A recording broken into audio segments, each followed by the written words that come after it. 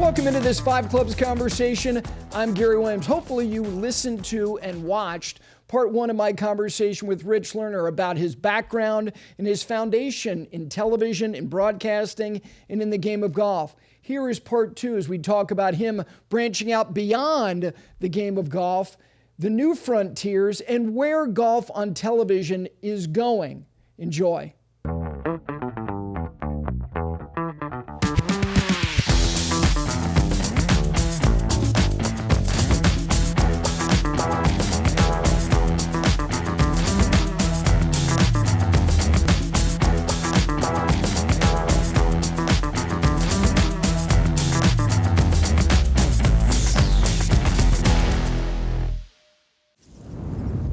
In this split second, your hands make all the difference.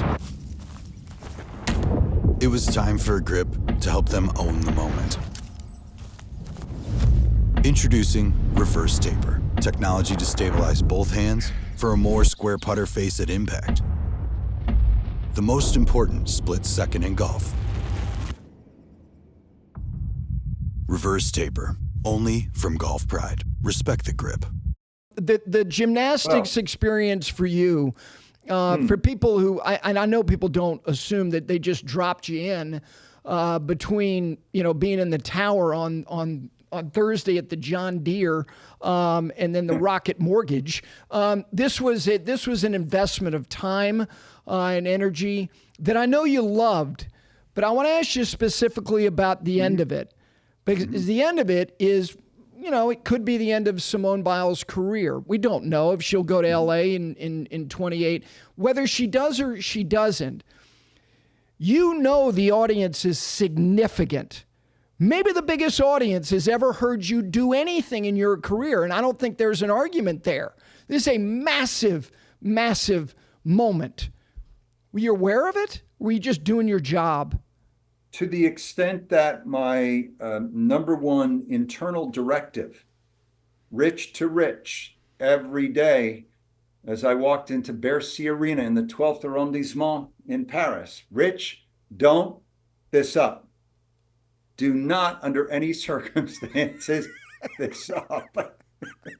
So yes, Molly Solomon, in charge of the Olympics, used to run golf, handed me this assignment, entrusted me with it, forever grateful. And I wanted to repay her, but, pride in what I do and desire not to screw up what is a tent pole sport at the Olympics, gymnastics. And so that's where you lean on a little bit, but hey, let's a little more Ernie Johnson here. In other words, less is more. You don't need to know everything. You've got Charles and Shaq. In this case, I had Laurie Hernandez, thank goodness, on the women's side and Justin Spring on the men's side. So less is more.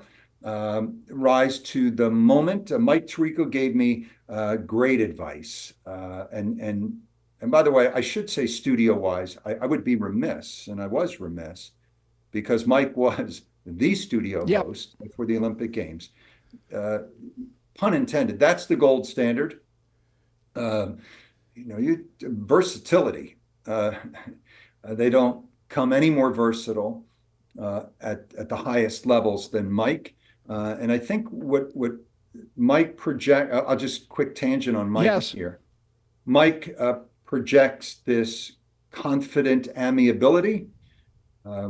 What should not get lost is how smart Mike is, as bright as anybody I've ever encountered in the business. And how does that manifest itself in his ability to take in the reams of information that we are all given with our research teams, it's copious amounts, filter it, sift through it, and put it together in a digestible way, and then convey that to the audience in a way that the audience can understand.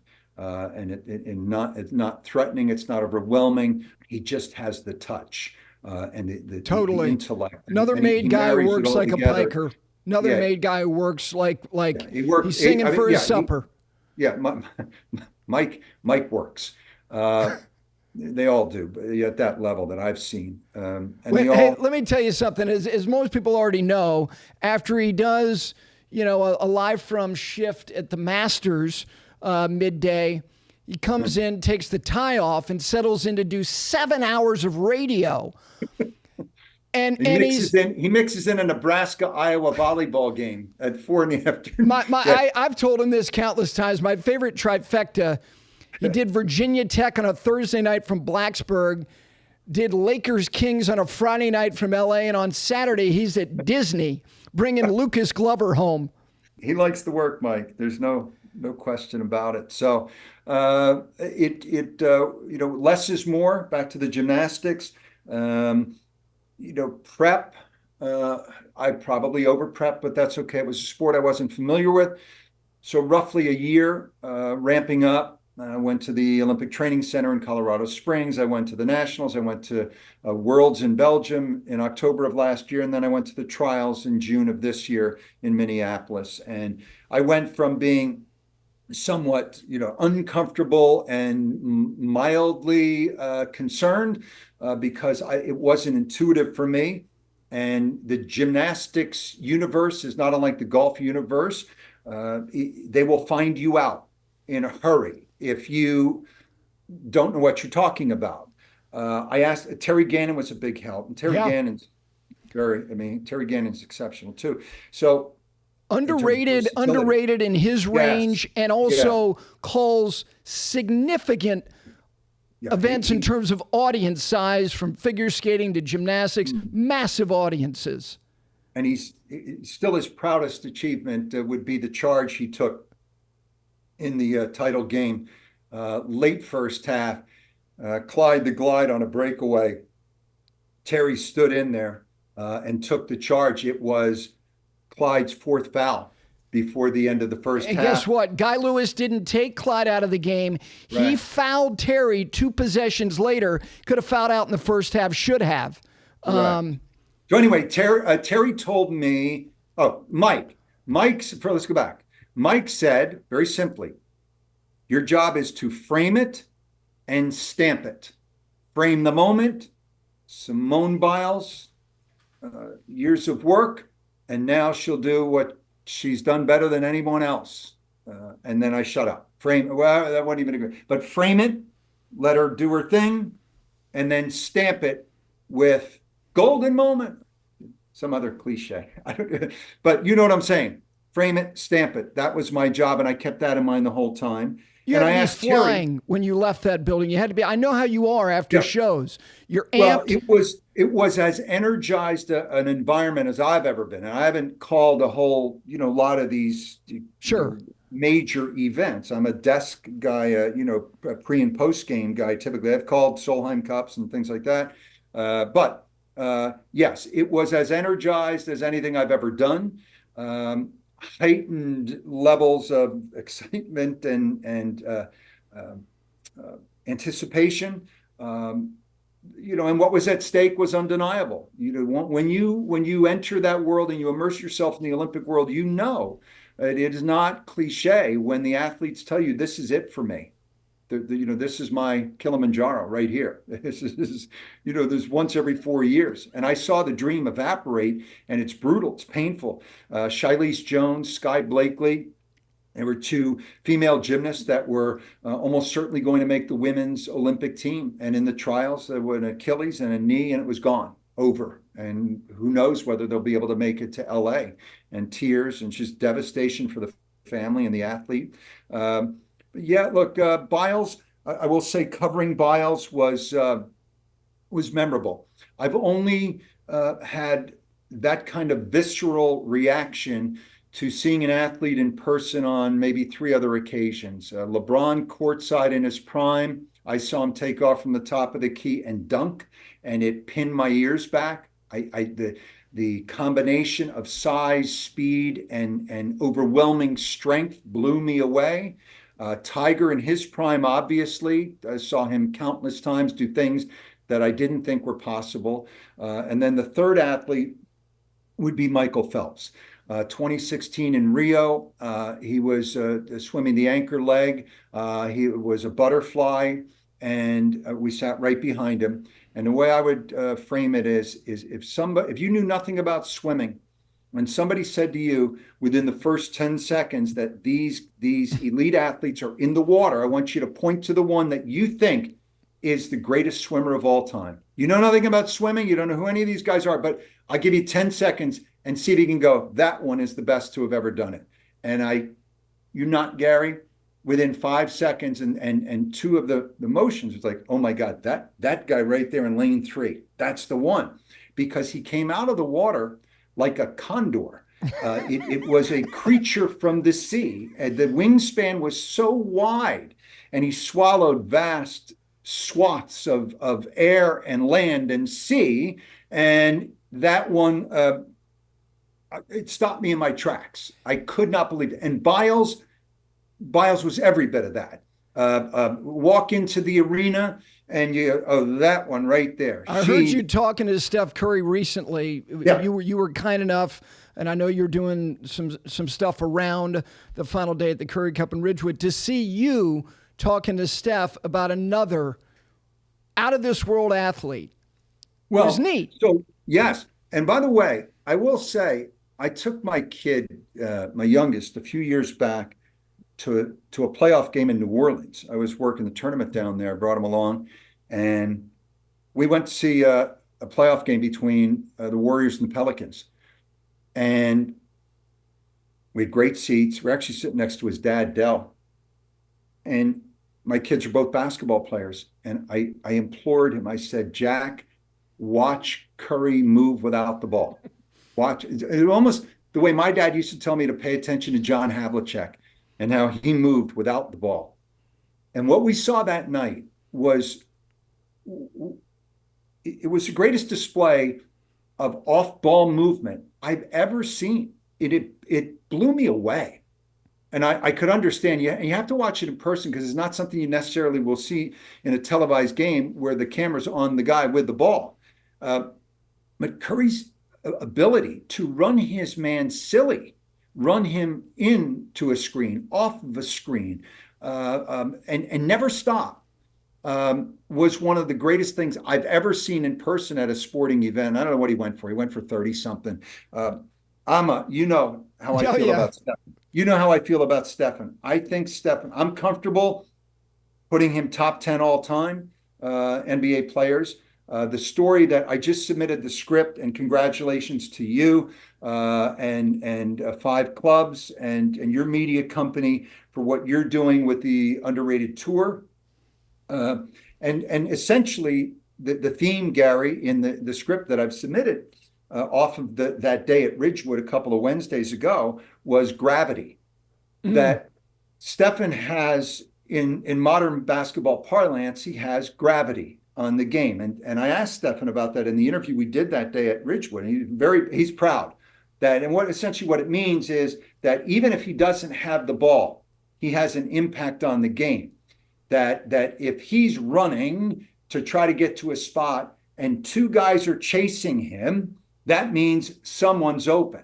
That means he has gravity on that game. And we know what he's done to sort of change the way young people are coming at the sport, the importance on the 3-ball and all of that. But for this story, it's not just that he has gravity on the game of basketball.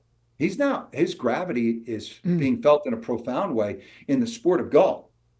And he's likely going to have a greater impact on the game than many of the tour professionals. Most certainly. Who play it for a living.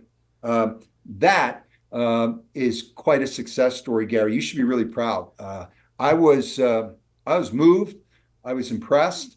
You're putting people in college. I think you said it best. It's not just a tour, and you can explain to your audience exactly what it is.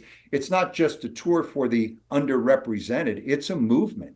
And that became clear. I spent quite a bit of time talking to parents and kids about it. And that's the vibe. He's jet fuel, as you know, and anything he aligns himself with is going to have a cresting wave. But there are a lot of waves behind it. It is the next generation and the next, and it's widening, the playing field for people to play the game at a high level, at minimum at the collegiate level. In 3 short years, what he's done, he's plutonium. And part of it is, because you've been around him enough to know the authenticity that he emotes. This is not a photo op guy. No. This is a roll up the sleeves. If we're going to do this, we're going to do this in a way this is not about my bottom line or 30 Inc. or underrated. This is about changing the trajectory of lives. And we're seeing it. It's the scholarship money that's rolling in, these special events off of the tour proper, as you saw at the Curry Cup, is happening at a rate that we never could have imagined. And you know how he is about the game. You want to nerd out about golf, he'll pull up a chair. I don't want to tell Steph that something can't be done.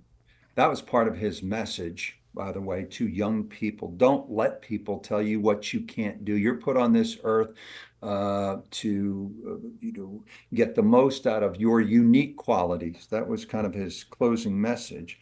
But Steph did not rule out in 12 years. He's 38, a run at the Champions Tour. You and I have been around long enough to know we've run into guys who they might be pro athletes in another game who are very good at golf. They might be scratch or +1. And I won't say that to a Steph. It's not for me to say, but the leap from +1 to competing against the Langers, Carton Pocket is a different sport. Of the world is the Grand Canyon. Yep. It's sizable, but I would,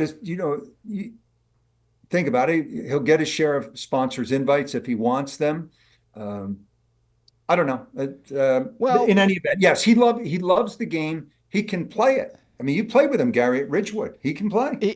Here's the thing, that if he wants to be encouraged about the idea of pursuing whatever level of competition, when he stops playing, active athletes don't beat these guys who play 150 rounds a year, who are not active athletes anymore, who can really play, who are, you take them out to Whisper Rock and they can shoot even par, maybe a couple under. You know who these people are.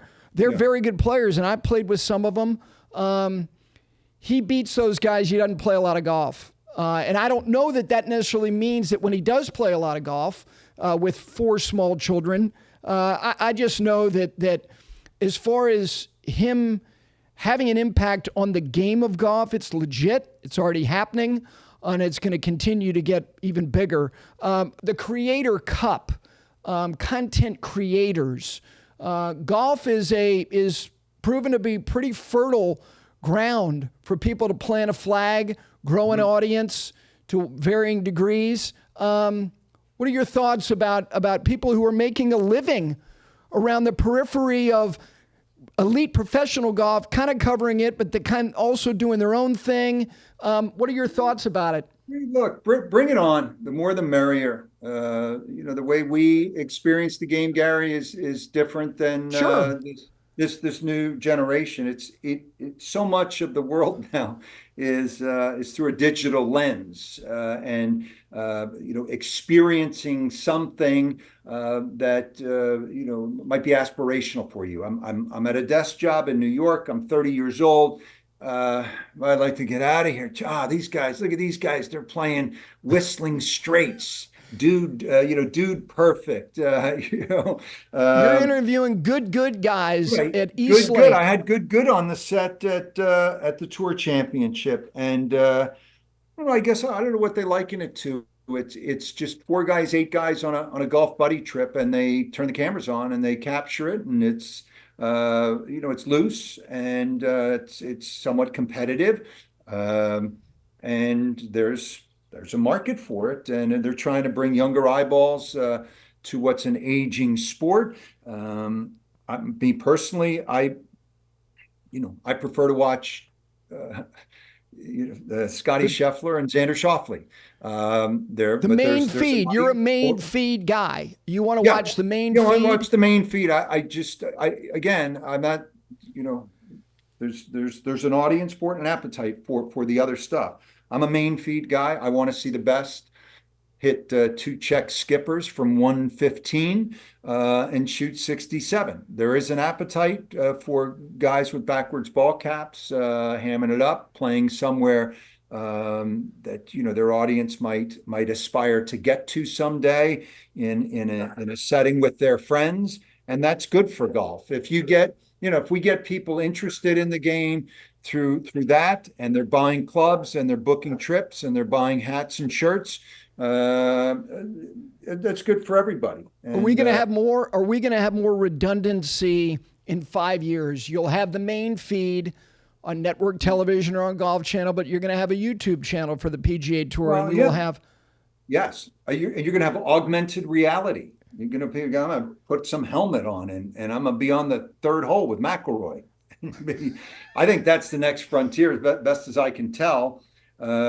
I know there's been some doom and gloom around golf viewership, but I think big picture, golf is still, particularly I think in the streaming world, is still a good and viable product in that you can flip it on the stream at 7:30 in the morning, and you keep the faucet running until 7 at night.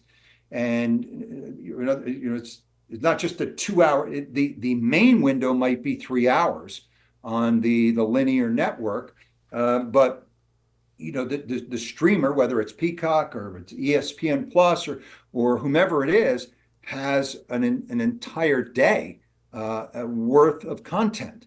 And if you marry, and I know they're still relatively speaking in the early stages of this, you marry gambling with that. They're trying. They have a ways to go.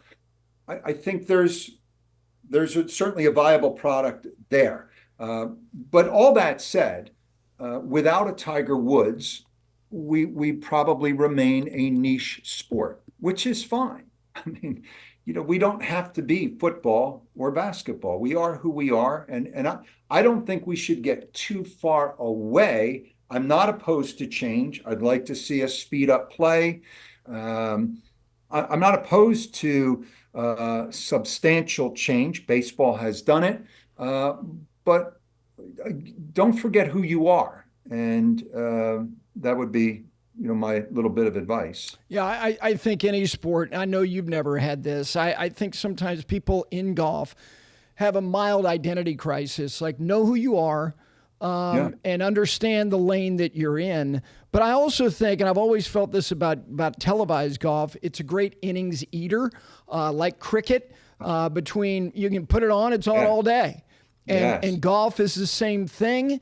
And I think, like you, in addition to PGA Tour Live, I think that there is going to be an expansion of the artery of the younger audience that is growing up consuming golf on YouTube channels. That necessity is coming soon enough, and that is all fine. Well, let me ask you this, Gary, real quick. What you hear this? The kind of, we need more personalities to drive viewership. Scottie can't carry it, as great as he is. What do you think? How do you respond to that? Well, I think that Scheffler is a particularly interesting study, and I heard you recently with Rocco Mediate talking about how you think he is particularly special. I agree. I think he is an outlier in the sense that the greatest challenge for any elite athlete now is to be where their feet are. To not reflect on what was accomplished, to not look out on the horizon. I've never seen anybody who's more determined to be in the moment. He doesn't want to dwell, and he doesn't want to project. He wants to be where he is. And I think that, to me, it doesn't matter about personality. Separation and dominance sells. If you have the ancillary items like a personality or your emote, and I think John Rahm is a great television character and a great player, and I think Spieth possessed that. He was the cat on a hot tin roof. He was great television. We know that Usain Bolt was going to win those races, and guess what? Separation sells. If he keeps doing this in a sport that you, me, and everybody else who covers it beats you over the head, that more people can win now than ever before, and he's winning at an alarming rate, he doesn't need the personality to create the wake. His performance creates the wake. He has an innate competitive sense. He doesn't need a lot of bravado to stimulate that. Chippy.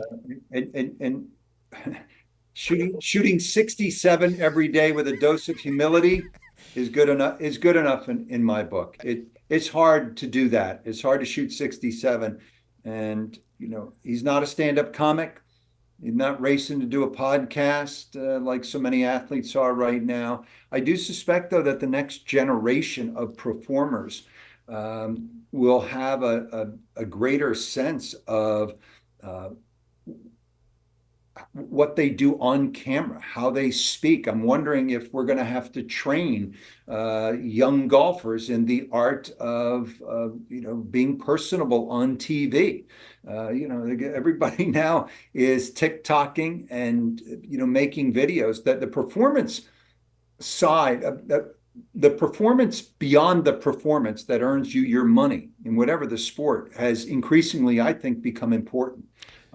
In the selling of whatever the sport is, what they say, how they say it, whether people like them or not. And I don't know if that's kind of the next frontier, where there will be some effort in training young golfers. I don't know how you do that authentically, look, Bryson, I think, has thought about it. And Bryson has put a plan into action now around this. And I've said on Live From, whether you like him or not, Bryson is now the most modern of all the tour pros in the way that he mines and uses the data and the science for increased power and speed, but maybe more crucially, and to this conversation, he's the most modern professional in the way that he uses all the media platforms now. He's miles ahead of everyone else. And it's entirely possible, in this conversation yesterday, and someone in the room mentioned this, might have been Ryan Lavner, who was, but anyway, that maybe going to live was good for Bryson DeChambeau in a way that it wasn't for other people, because, Bryson, week in, week out with that, his approach, I want to call it a bit or shtick, but his approach might be too much to take.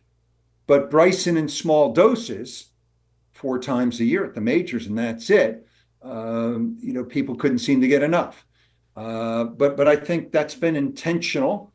And I wonder if Bryson will be a model for future pros, in that you're not only going to have to be well trained in the art of shooting 67, but well trained and with a plan in terms of how you present yourself, market yourself, and push your personal brand. That's kind of the world is swarming with agents now, and people who think about things like this, and how do we monetize it?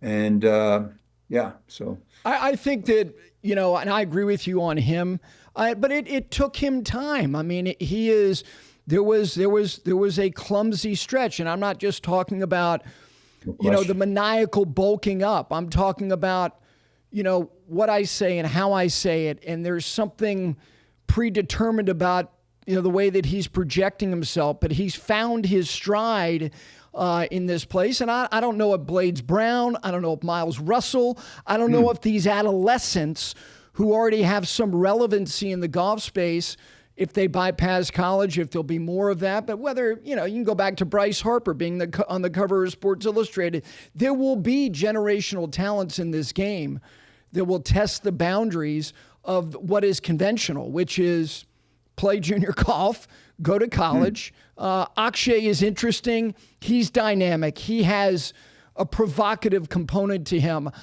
But how do you find that balance between being an entertainer and still having the focus to do what Scheffler does, which is, while I'm here, nobody is going to be more focused, and I'm not going to tell you how focused I am. I'm just going to do what I do, and then leave it all behind. I loved it. I don't know if it was on a Friday.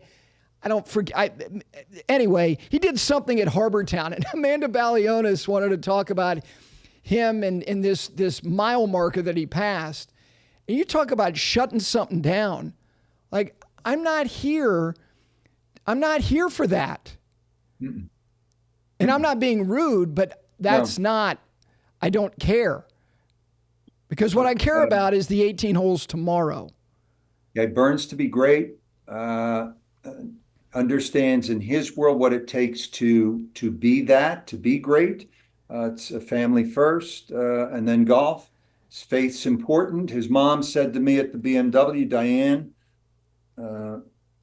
when I asked her, I said, Mom, I said, help me out here. I'm about to go do another show. We're going to do our 97th Scottie Scheffler strokes gain tee degree dominance breakdown. I need more, Mom, help. What is it that separates your son from everyone else out here?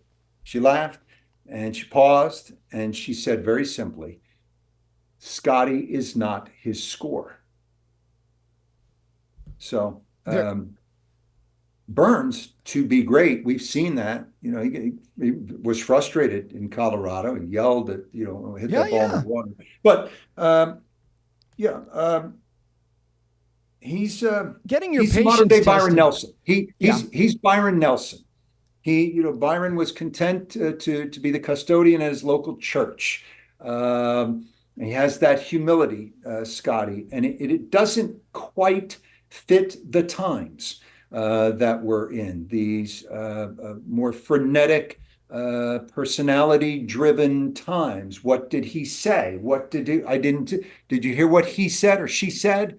You're not going to get that from Scottie. It's just a steady diet of 67 with perfunctory comments after the round, polite, well-spoken, but he's not spiking that meter in any way. Although unwittingly he ended up in the craziest single day that I can ever recall in golf.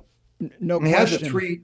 And I include that Friday, and I think 3 rounds, the greatest rounds of the year, would be 64 to come from 4 back, Sunday to win the Players with the hole out at the 4th for Eagle. The Friday, 66, 5 under at Valhalla after having been in jail. And then the Sunday, 62 to win the gold medal in Paris. I would also throw sneaky, quietly, Xander's final round at Troon. Hideki's 61, was it 61 at Riviera? Wyndham's 60 at Pebble on that Saturday. Miss of the year, as long as we're doing year. Rory, I think that's going to haunt him for a long time. 16 most painfully at Pinehurst. Yep. That's Doug Sanders, Scott Hoke, kind of stuff right there. And I worry about Rory now. I love him. I love how he keeps bouncing back. I love his honesty, his transparency, his willingness to put his ass on the line week after week, his willingness to get up after a failure, meet the press, etc. Although he didn't after Pinehurst. But I worry that, we're in like Greg Norman territory now. I watched the Irish Open at County Down, and by the way, that's crestfallen. He has to be crestfallen. Golf TV at its best. Give me, and Rory's in that very small group of guys where you would say, I will invest 5 hours from opening tee shot to final putt with this one player. I'll do it with Jordan. Obviously, you did it with Tiger. You did it with Phil through the years. I'll do it with Rory. It's my job, and I've done it with other guys. Certainly at majors, we're locked in 1 through 18. But casual week. So I invested 2 full days on a weekend. Because Rory was there, surrounded by a gaggle of very good players. Dan Brown. All these guys can play. Sure. Waygard ended up winning. But so give me a great player or 2 or 3, and give me a world-class golf course. Give me something that's eye candy. Royal County Down is some serious eye candy. But Rory had the 4-shot lead early. He's got the crowds in Northern Ireland. He's back home behind him. And, 340-yard drive, and he's got a gap wedge in, and he can't put the hammer down. He doesn't rattle cages on Sundays when he absolutely should. And it's becoming a pattern. And he just has some holes in his game. They're not cavernous holes, but they're big enough. I'm thinking about his wedge play, and he's a good putter, but it's not timely always. And I don't want to suggest that he hasn't gotten it done, because what is it, 26 wins? He's got 40 professional wins times out there. You've made your share of putts, and B, you've displayed toughness through the years. You don't chalk up that many without a degree of toughness. But he is the most frustrating great player, and I'm still not prepared to confer as if I'm the person that does that. But for the sake of this conversation, I'm not ready to confer legendary status upon Rory yet. I need a little bit more. I need another major. Obviously, you have to. Obviously, the conversation is over. He's an all-time bedrock legend if he wins the Masters and completes the Slam. But he just crushes your heart time and time again. Rich, his overall production, which is admirable, in a weird way, is working against him now. Because of the 10 years now of the major championships, people are going, yeah, he can win that. Now, all these wins are significant wins. I don't care where it is, including the Irish Open, an hour from where he grew up. That is a heartbreaking way to lose. 3-putting the 17th hole, burning the edge on the last after 2 majestic shots, threading the needle off the tee, hitting an 8-iron to the sky, and giving yourself 12 feet. Yeah. These additional wins, as they continue to pile up in a weird way, are, I think, working against the grander narrative. And you talked about the holes. Like, I walked with him for almost every hole of the U.S. Open. And Rich, the totality of his arsenal was fantastic. You guys talked about it. His tee shots, the flighting of, particularly on the 12th hole, taking it downstairs and hitting these bullet cuts out there and squeezing it between these big rugged bunkers. The small ball, the up and downs that he had on 7, on 8, the birdie on 9 on that final hole. Mm-hmm. Rich, he stood on that 14th tee and you're going, he's borderline bulletproof. And then he did something I hadn't seen him do the whole week, short and left. And then the decision on 15. To me, the biggest hole, it's the final 9 holes. Whether it's the Open Championship in 22, the U.S. Open, the decision on 14 at LA Country Club, the short misses, which again, I think that the unraveling began on the 14th tee for him. It was chipping away, it was eroding his resolve. The hole is the close. So what it is, it's mental then. Brandel has argued it's mental. Are we dancing around it? Is it, and you just really hesitate to go there, but is it a little, is it He's choking? Puckering up. It's There's a pucker factor here. How can what are we doing here? You can't be the best guy at all these monstrous events, and then over the course of 7, 5, 8 holes, that if you want to point to the putt on 16, yes, that was the most jarring. But I'm telling you, the tee shot on 14, the second shot on 14 was very average, and he got up and down, so we compartmentalize that and go, well, he made par. No, there were things there. There were things going on that were manifesting itself that I had not seen in person for 3.5 days. The second shot on 16 was average. No. And then he shows up at County Down, and it's just the Irish Open, and he's, he only has it wasn't just Hoygaard and Brown on his heels. He doesn't have DeChambeau and all the great players, and it's the same story. Even at the Irish Open, it's the inability to close. And there was a little bit of, sort of Greg Norman-ish bad luck thrown into the mix in that Hoygaard. He holds out the bunker shot. Bunker shot at 17. But still, it shouldn't have been close at that point. Rory should have had a 4 or 5 shot lead. He should have waltzed down 18 at County Down, showered with love from the home fans. It's interesting. I think that there's some Palmer qualities to him. Arnold was older. He was 34 when he won his last major, but the 30s was prime then, whereas now we're seeing mid to late 20s, it appears, might be prime with all the distractions, all the money. What, you think when he left Augusta National in 64, we thought, that's it. Fold up the tent. We know Jack. He's there. He's already done it to him in 62. He won the Masters in 63. Rich, Arnold never had somebody punt him one again. Window's shorter than you think, isn't it? Absolutely. All right, here we go. Let me get you out these 5 quick questions. Who is the best after dinner, maybe a borderline boozy environment, after dinner speaker? Doesn't have to be a golf guy. Who's the best in that room? Raftery. Raft. Yeah, I did an event a couple of years ago with Raft. It's your brother's club. At my brother's club, Matitaconk National in Jersey. Yeah, Raft is great. Yeah, I love Raft. Okay, Billis is great too. I know you think. I mean, Jay can harpoon you. You can put 15 Fortune 50 CEOs in a room, and they're all members at a dozen clubs, and he will make them walk out of there thinking that they are 3 feet tall. I'll give you 2 others. Brandel's phenomenal. Yeah. You've been with Brandel, after dinner company, laughs, stories. Roger Maltby might be the best ever. We call him Raj Daddy. You get a bottle of wine flowing. 10 ounces of Cabernet. You get in a goblet. Some of the best stories you have ever heard. No question.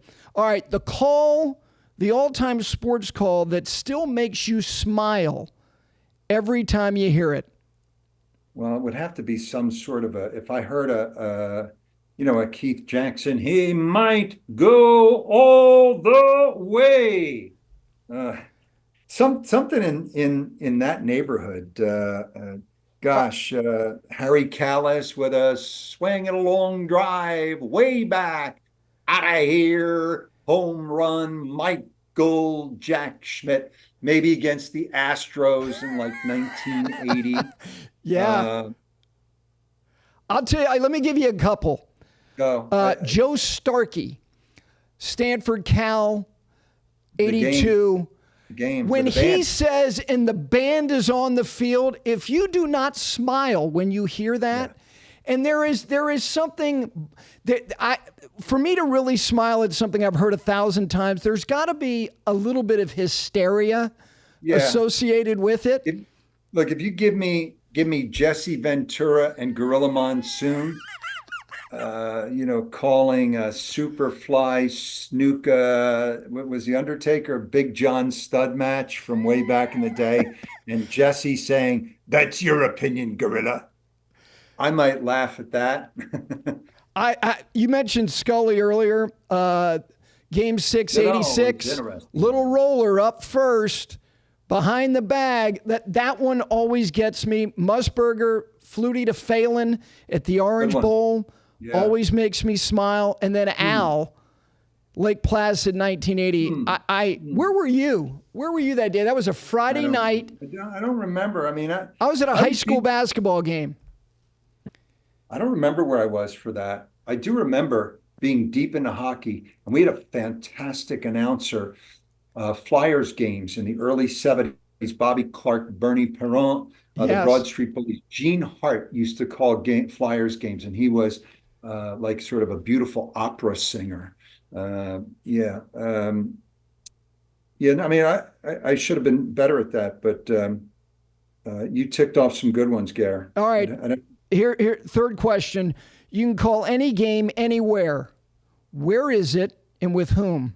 Give me right off the top of my head. I'm such a degenerate basketball fan, and I grew to love the Orlando Magic and still do. I'd like to do a Magic Game 7 against the Lakers, and give me Stanley as my color guy. Give me Stan Van Gundy. Oh, excellent.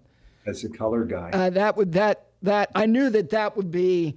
I was thinking maybe Palestra. You mentioned the Palestra earlier. Give me a Palestra, let's bring back Coach Daly, Chuck Oh Daly. yeah, he was great. Big fan of Chuck Daly. Okay. Yeah, Villanova, St. Joe's at the Palestra. I'm in for that. Yeah, that's excellent. All right. The Hawk never dies. The live from show that you've never done but would like to. What event and where? Hell,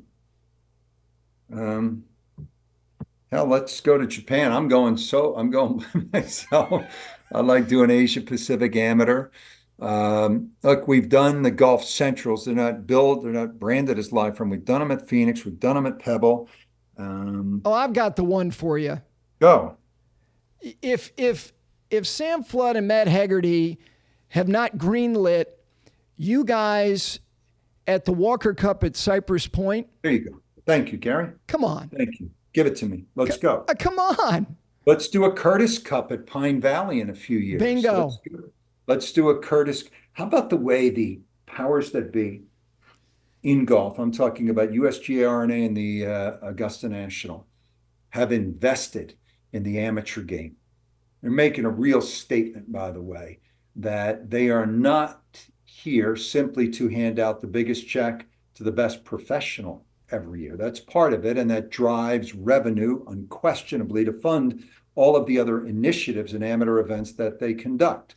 But they're making a strong statement by taking the Curtis Cup to the best golf courses in the world. To the best golf courses. From Great Britain and Ireland to the United States, the Walker Cup and Curtis Cup rotas is the most envious boondoggle you and I could ever construct. Right, but it's a statement that as to what matters to them, and they're not going to be bullied into increasing the purses to an extent that it takes away from what they're trying to do to grow and support the game, not only at the professional level, but more importantly at the amateur level and at the grassroots level all over the world. They are not. Trust me, they will not be pushed too hard in that direction. Last thing, the best dressed broadcaster of all time. Well, because Danny, if anybody, if they don't know when they see you, you don't have a tie that looks like a guy who's getting ready to do third shift at a toll booth. You like the good stuff.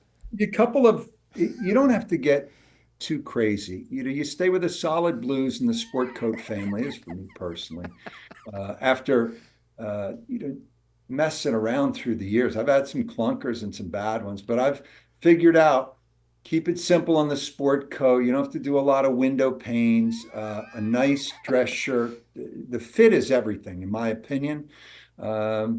Sport coat has to be tailored and tapered and not too boxy. And then I invest in ties. That's it. Give me a Keaton or a Charvet tie, Brioni, somewhere in that family, and you're good to go. You don't want to stand out too much. You want to be clean and classy. And I would say Van Pelt dresses beautifely. There's a lot of big pocket square guy. He's invested in the pocket squares. It's a go-to. He's a Xenia guy. And I'll give you a couple. One of whom I can't believe he already isn't in the Broadcast Hall of Fame. He was just recently announced, along with Tommy Roy, Mark Lazarus, Bryant Gumbel. Bryant pays attention to what he's putting on. From the loafers he's wearing, to the socks he has on, to the designer jeans, to the pocket square, to the materials in these sport coats, he pays attention to his appearance. Yes, he does, and he's on a set where the sock game matters. Big time. Like I spent 3 months in the run up to Augusta, where we sit in the little living room there. And just an inordinate amount of time thinking about my socks, because I've been laughed at. What kind of sock was that? No matter what you say, people are they're pissed about your sock game and at Augusta. Sock and shoe game at Augusta for you. But what is it, G-Dub? Should the sock match the shoe or the slack? What is it? There are Or so there are no many rules now? Yeah, I know that. I find some of this stuff to be unorthodox. I think the way you do it is the smartest way to do it, which is you don't make your socks a conversation starter. You play it pretty straight. And the leather upper you're wearing, you'll slip it on, you'll lace it up. But again, you don't go with a bit loafer very often. You're a very, again, you don't look like Willie Loman, but very traditional. Just give me a Willie Loman. Just death of a salesman. Gotta put on the same leather shoes every day. You're well dressed, courtesy your good friends at Peter Millar. Indeed. They do a wonderful job. Well, listen, I appreciate you. Most importantly, I appreciate the friendship. And thank you for taking all this time. I've loved our friendship. We've been through a lot together. You've always had my back. Yeah, always. The best times and some hard times. And I have to say, so I know you've been public with it, Gary, but I'm deeply proud of what you've done and what you're doing now and what you represent, how authentic you are. You're so good at this. There's no one, and I'm not alone in thinking this, that no one that doesn't think you're about as knowledgeable as anybody we've ever come across in our sport. And it comes from a place of deep love for the game. But more than that, personally, you've just get a little emotional thinking about it because, I kind of understand. I've had my own, my own little scrapes through the years. It wasn't easy. Life on the road is hard and just it wear you out. And but you've been walking the walk, and you're a great example to anybody who's had some difficult times. We're proud of you. And you're doing the best, I think, the best work of your life right now. I really do. I don't think you've ever, it's like a little smoke blowing situation here, but I mean it. I don't think you've ever been better, and it's such a good spot for you now, this modern media world. So way to go, and you're a good inspiration for all of us. Thanks for everything. Always. The arbitrary text message. I miss the frequency of conversation and time spent. Makes the time that I do get with you even more valuable. And unafraid to say I love you. Thank you. I love you, brother. Yeah. No, I have no problem saying that. Yeah. I love you and I'm proud of you. Thank you. All right, Gary. Catch up. Thank you again to Rich Lerner for taking all the time that he did. But most importantly, thank you to you for listening and watching. And I said it to him at the end, look, I'm lucky to have certain people in my life who have been unwavering in their support, but really just their friendship. And he is certainly chief among them. I love him to death. I hope you loved this 2-hour, 2-part episode of the Five Clubs Conversation with Rich Lerner. We'll see you soon.